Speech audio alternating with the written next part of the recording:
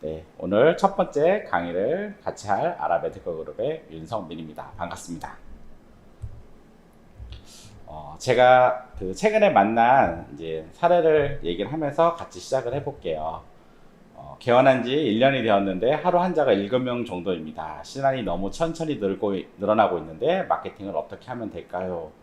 제가 저번 달에 만난 한 치과가 1년 정도 됐는데 하루에 7명이고 지금 매달 운영하는 게 그냥 적자죠. 적자인데 어떻게 하면 될까요? 라고 문의가 와서 찾아간 적이 있어요. 그리고 또 한 치과인데요. 개원한 지 5개월 되었는데 처음 한 달만 개원 효과가 있었고 그 뒤 신한 환자가 늘고 있지 않습니다. 이게 코로나 때문인지 아니면 마케팅 문제인지 그리고 앞으로 마케팅을 어떻게 해서 해야 되는지 이제 이런 질문들을 또 받았는데요. 지금 신한 경우 같은 거죠. 처음 오픈한 지 얼마 안 된. 이 같은 경우는 이제 신한을 확보하는 게 중요한데 신한을 확보하는 마케팅에 대해서는 제가 다음 주 또 마케팅 강의가 있어요. 온라인 영역을 어떻게 해서 어떻게 신한을 확보하는지가 있고요. 실제 또 만나보면 가장 많은 병원들의 질문이 이런 질문입니다. 15년 치과를 했는데 더 이상 소개 고객이 늘지 않습니다. 신한 창출 위한 마케팅을 어떻게 할 수 있을까요? 라는 질문, 10년 됐다, 20년 됐다, 많은 치과들이 이런 질문을 하는데요. 근데 제가 최근에 미팅을 하면서, 신한 창출이 안 돼서 되게 문제가 많은데, 어떻게 새롭게 마케팅을 해서 더 신한을 데려오냐, 이 관점에서만 원장님들이 많이 물어보시더라고요. 근데 여기서 보면 15년을 했으면 고객 DB가 얼마나 많겠어요. 그리고 한 가지 질문 해볼게요. 기존 고객 관리를 통해서 소개 고객을 확보하는 거와 신한 고객 확보 중에서 어떤 게 더 쉬울 거냐라는 질문이에요. 보통 기존 고객들 데이터베이스가 쌓여 있지 않습니까? 그 고객들을 좀 관리를 해서 소개 고객을 확보하는 방법이 있을 거고요. 벌써 5년, 3년만 넘으면 데이터베이스가 많지 않습니까? 그리고 기존 고객이 아닌 이제 새롭게 계속 신한 고객을 확보해서 네이버나 온라인이나 오프라인이나 광고를 통해서 신한 고객을 확보하는 거, 이 둘 중에 누가 더 쉬울까요? 라는 질문을 드려볼게요. 어떤 게 더 쉬울 것 같아요? 예. 제가 이걸 드리려면요. 라이프 사이클이라는 걸 한번 보시면 될 것 같아요. 현재 우리 치과 산업이 이 라이프 사이클에서 도입기인가, 성장기인가, 성숙기인가, 쇠퇴기인가를 보면 돼요. 이 라이프 사이클은 임플란트 하나로 볼 수도 있고요. 치과 산업을 볼 수도 있고, 우리 치과만을 생각했을 때 어디 위치 있는지도 생각해 볼 수 있습니다. 일단 제가 치과 산업으로 볼게요. 성장기 때는 계속 신한을 확보할 수 있는 부분이 막 성장할 때지 않습니까? 그러면 이때는 마케팅 광고를 많이 해서 신한을 확보하는 형태의 전략을 많이 취해가겠죠. 근데 성숙기부터는 어떨까요? 성숙기부터는 신한에 들어오는 신한율이 적고요. 적어지다 보니까 기존 고객들 관리를 통해 CRM을 통해서 매출 확보해가는 전략이 매우 중요합니다. 그렇다면 지금 치과 산업은 어디에 있는 것 같아요? 이 라이프 사이클에서요? 예, 대부분 원장님들이 이 부분은 정확히 알 거예요. 치과는 현재 지금 성숙기에 있죠. 우리나라 대부분 의료가 어떻습니까? 인구는 줄어들고 있고요. 경제병이 늘면서 성장기를 지나서 지금 성숙기가 있다는 걸 다 느끼실 거예요. 그리고 심지어 또 어떤 치과는 쇠퇴기에 들어가 있을 겁니다. 이제 성장이 더 이상 없는 거죠. 조금씩 오히려 줄고 있는 거죠. 그러면 그 상에 그 곡선 안에 있을 때 어떤 전략을 가져가냐가 매우 중요한데 그 전략 중에 하나가 바로 오늘 말씀드릴 CRM입니다. 아마존의 설립자 제프 베조스 회장님이 한 말입니다. 제가 최근에 가장 좋아하는 말이에요. 전에는 시간의 30%를 훌륭한 서비스를 구축하는데 쓰고 그것을 큰 소리를 알리는데 70%를 썼다면은 이제 새 시대는 그 반대다라고 얘기를 했습니다. 지금은 우리가 10년 전에 치과를 오픈했습니다. 어디에다 쓰는 게 맞았어요? 치과를 잘 알리는데 에너지를 쓰는 게 성장하는데 매우 도움이 됐죠. 근데 지금 새 시대에는 그 반대다. 그럼 어디다 쓰라는 얘기죠? 예, 내부에 훌륭한 서비스 컨텐츠를 구축하는데 에너지를 써야 된다는 거죠. 왜요? 그래야지 경영이 안정화되고 소개 고객을 창출할 수 있는 새로운 시대로 전환이 됐기 때문입니다. 네, 그러면 오늘 지금 강의를 듣고 있는 우리 치과는 지금 어디에 있습니까? 우리가 지금 어디에 있는지 위치를 한번 찾아볼 텐데요. 제가 몇 가지 단계로 나눠볼게요. 이제 마케팅 부분입니다. 1단계, 홈페이지도 없음. 여기 오늘 오늘 같이 강의를 듣는 원장님들은 대부분 홈페이지가 있을 것 같은데요.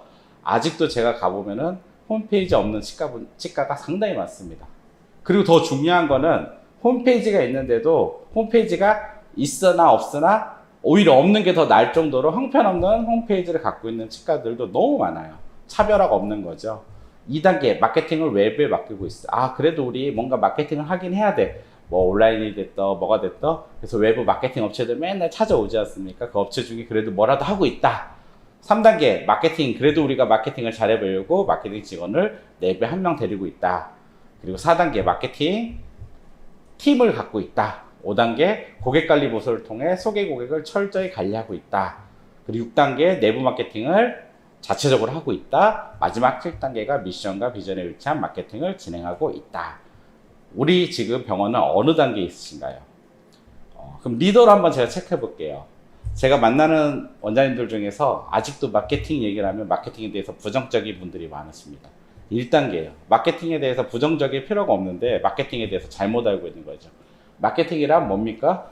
고객 가치를 만들어내는 걸 우리가 통합적으로 마케팅이라고 얘기를 합니다. 그러면 고객 가치를 만들어내는 거는 너무나 중요한 일이지 않습니까? 앞으로 경영을 하는 데 있어서 매우 중요한 부분인데 아직도 마케팅을 단순히 광고나 홍보로 생각하고 부정적인 사고를 갖고 있는 원장님들이 아직도 많다라는 거예요. 2단계 마케팅 회사와 미팅을 그래도 자주 진행한, 마케팅 분야는 원장님도 전공이 아닙니다. 그러다 보니까 마케팅을 알고 있는 회사들과 자주 미팅하면서 배우는 거죠.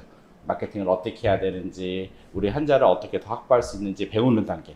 3단계 매일 전 직원 환자 리뷰를 하고 있다. 적어도 우리 치과는 매일 환자 리뷰를 통해서 더욱더 환자를 잘 보고 환자를 통해서 그래도 소개 고객을 관리하기 위한 리뷰를 하고 있다 합니다. 4단계 모든 신한 고객들에게 해피콜을 직접 진행하고 있다. 원장님이 직접 신한 고객들한테 감사하다는 해피콜을 직접 하고 있는.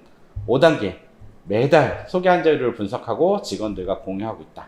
이 중요한지 아는 거죠. 우리 매달 들어오는 소개 환자율이 중요하니 직원들과 한 번은 공유하고 어떻게 더 소개 환자율을 늘릴지를 나누고 있다.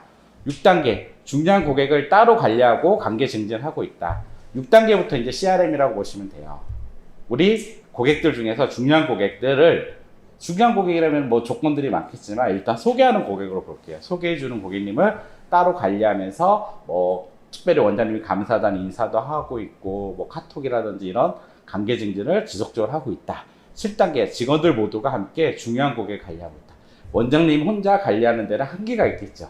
그러다 보니까 직원들 다 함께 멤버가 그 중요함을 알고 고객들을 나누어서 잘 관리하고 있다.